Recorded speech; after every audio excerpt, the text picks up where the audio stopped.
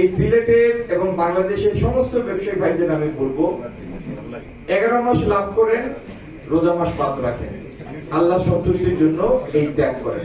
যতটুকু সম্ভব আমরা আমাদের কাজের মাধ্যমে, তদারকির মাধ্যমে এবং সরবরাহ শৃঙ্খলকে স্থিতিশীল রাখার মাধ্যমে, সাবলীল রাখার মাধ্যমে আমরা চেষ্টা চালিয়ে যাচ্ছি যাতে দ্রব্যমূল্য স্থিতিশীল থাকে এবং মূলত আমদানি নির্ভর রোজায় যে সমস্ত ভোগ্যপণ্য বেশি কনজিউম হয় সেগুলির মূল্য একটি স্থিতিশীল পর্যায়ে আছে। কিছু কৃষি পণ্য মাঝে মাঝে হঠাৎ এটির উল্লঙ্ঘন ঘটে, যেমন লেবুর দাম হঠাৎ বেড়ে গিয়েছিল, আবার গতকালকে কিছু কমেছে। এগুলি হয়, আবার অনেকে সেগুলি বিভিন্ন ধরনের সুযোগ নেই। আমরা মার্কেট, আমাদের বাজার মনিটরিংয়ের কার্যক্রম আমরা জোরদার করব, ভোক্তা অধিকারের যারা আছেন দায়িত্বে তাদের কার্যক্রম জোরদার করব। আর সব থেকে বড় কথা, 92% মুসলমানের দেশে আপনাদের একটা দৃষ্টান্ত আমি দেখাই।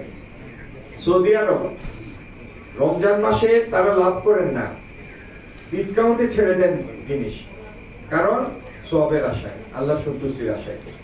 এই সিলেটের এবং বাংলাদেশের সমস্ত ব্যবসায়ী ভাইদের আমি বলবো 11 মাস লাভ করেন, রোজা মাস বাদ রাখেন, আল্লাহ সন্তুষ্টির জন্য এই ত্যাগ করেন।